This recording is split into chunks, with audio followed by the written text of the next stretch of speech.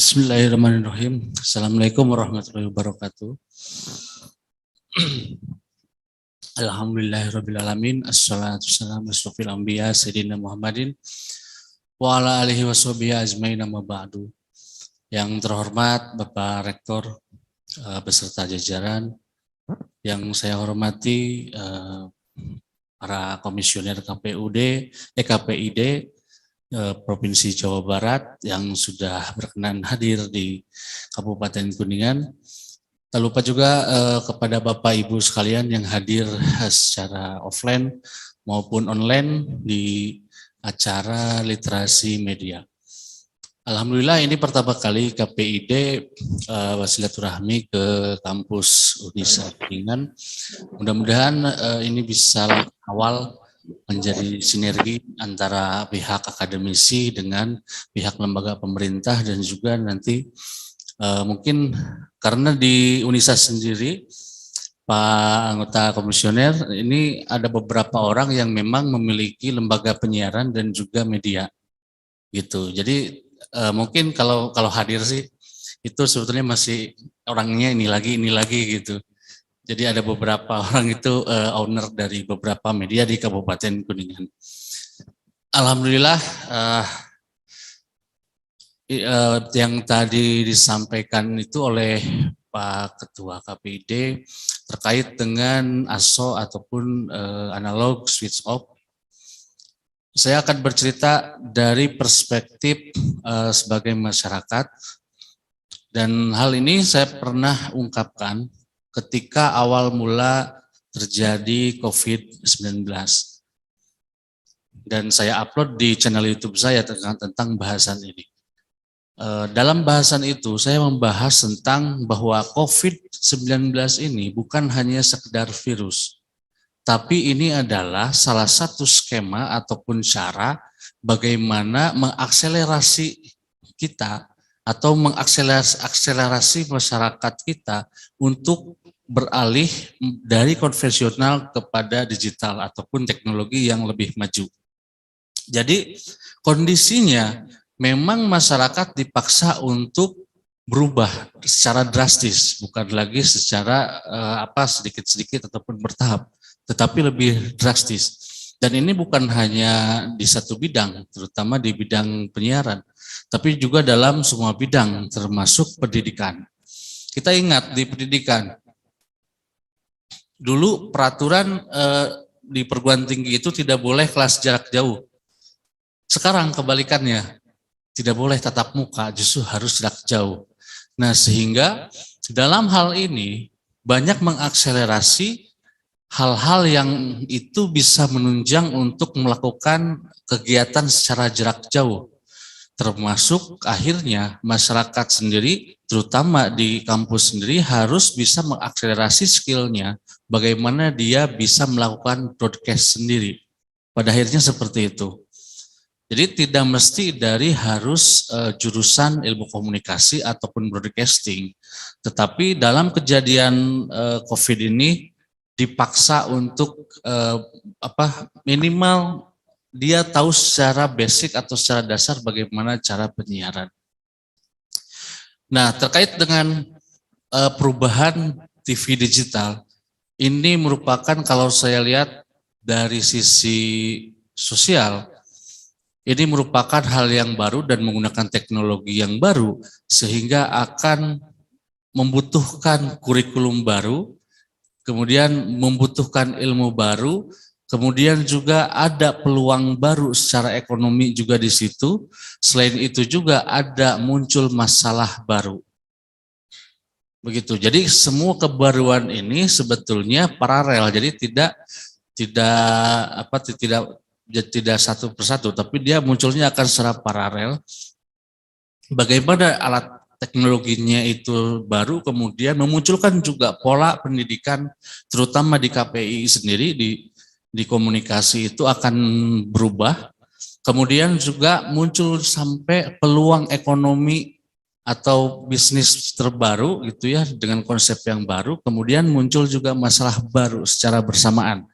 Nah, jadi secara sosial ini juga memiliki cukup kekhawatiran yang sangat besar, sehingga eh, diharapkan ini peran pemerintah melalui KPID ini, sejauh ini saya perhatikan KPID ini sangat luar biasa. Sejauh ini sudah banyak melakukan langkah-langkah untuk bagaimana mengontrol dan menjaga kualitas isi siaran, meskipun secara masif ini karena memang KPID sendiri belum bisa menyentuh ke ranah media sosial, karena media sosial itu bukan lembaga penyiaran, begitu. Makanya jika di mata kuliah komunikasi massa itu saya jelaskan perbedaan lembaga penyiaran kemudian dengan apa itu media sosial gitu. Media sosial itu lebih ke personal atau disebut nirmaya, atau media baru disebutnya belum masuk ke penyiaran. Tetapi kalau lembaga penyiaran itu lembaga yang memang dia diakui dan juga memiliki izin untuk melakukan penyiaran, sehingga filternya memang di KPID nanti yang termasuk memfilter bagaimana menjaga kualitas konten, isi konten dari siaran itu gitu. Nah, dari kita di masyarakat khususnya di perguruan tinggi ini diharapkan memang kita mampu berkontribusi secara nyata kaitan dengan produk siaran-siaran yang ada di lingkungan kita atau di sekitar kita. Nah, ini menjadi hal ya atau masukan yang sangat bagus untuk KPID ketika kita ikut aktif bagaimana menjaga kualitas atau konten siaran gitu. Nah, konten siarannya di next dulu ya.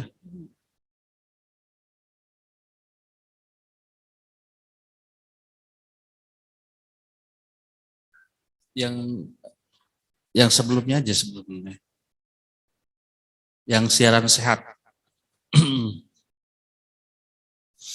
Nah, oke. Ini juga masih banyak yang belum paham. TV digital itu bukan TV streaming. Jadi berbeda. Mungkin kalau yang belum paham ini masih bingung. Oh, TV digital itu dikiranya TV streaming, tapi bukan gitu. Jadi TV digital itu seperti yang tadi Bapak Ketua KPID jelaskan sebetulnya gitu. Kalau TV streaming itu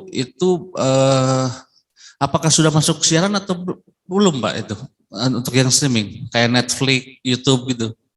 Belum ya. Jadi masih di ranah media sosial begitu ya.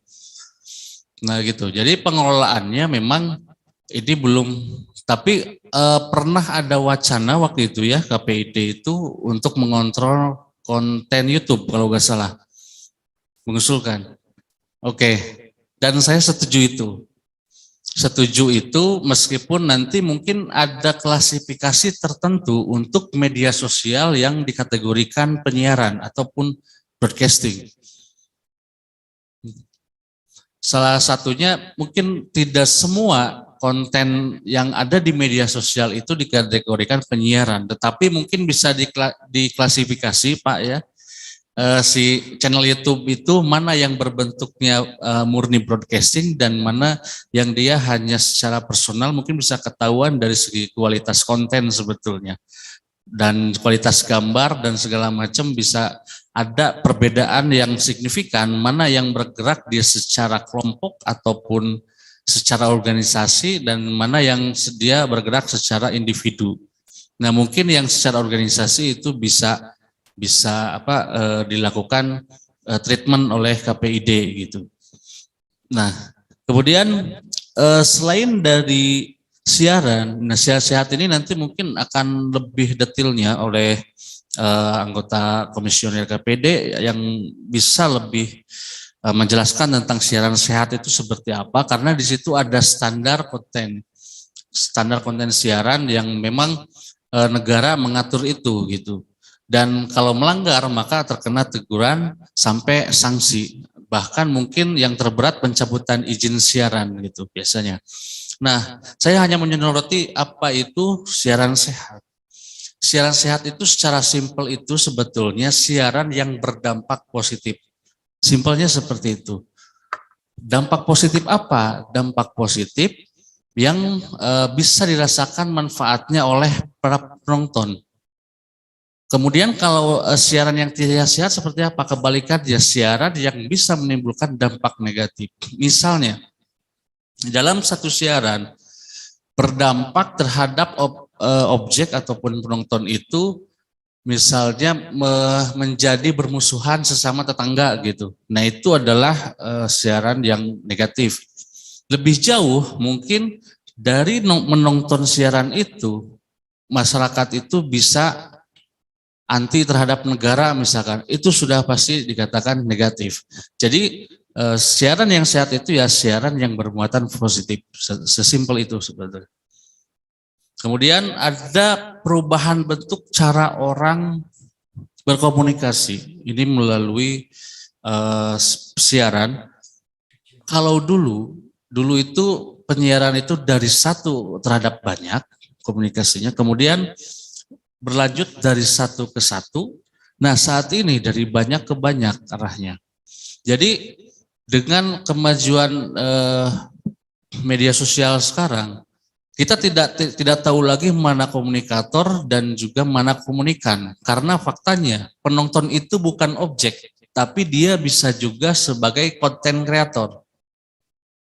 Jadi konten kreator bisa jadi penonton itu sebagai konten kreator, bukan hanya sebagai penikmat dari konten gitu. Nah, perbedaannya seperti itu. Jadi dia bisa jadi dari siaran awal itu diolah kembali untuk dilakukan menjadi satu produk siaran selanjutnya di media sosial misalnya.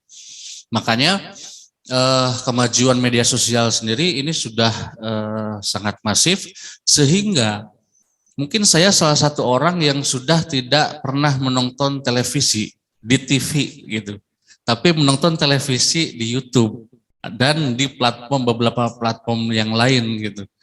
Nah, pola perubahan ini pun saya baru menyadari ternyata yang saya alami ini adalah salah satu pola, mungkin tidak sendiri, tapi banyak khalayak atau masyarakat di sekitar kita, orang-orang yang sebetulnya menonton TV sudah tidak di televisi, tapi berubah platformnya gitu. Contoh pertandingan sepak bola sudah banyak yang menontonnya di YouTube. Jadi masih acara siaran TV tapi di YouTube bukan di TV gitu. Itu polanya sangat berubah. Kemudian nah ini untuk kaidah pokok isi siaran mungkin nanti dari pihak KPD yang bisa lebih menjelaskan agar lebih real dan dari pelaku pelaksana tugas dari kebijakan pemerintah. Mungkin dari saya cukup sekian. Mudah-mudahan bisa bermanfaat. Bila ada yang bisa ditanyakan, silakan nanti bisa ditanyakan. Wallahu muwaffiq ila aqwamit thoriq. Wassalamualaikum warahmatullahi wabarakatuh. Waalaikumsalam warahmatullahi wabarakatuh. Terima kasih Bapak Muhadjir Afandi yang telah menyampaikan materi pertama ini.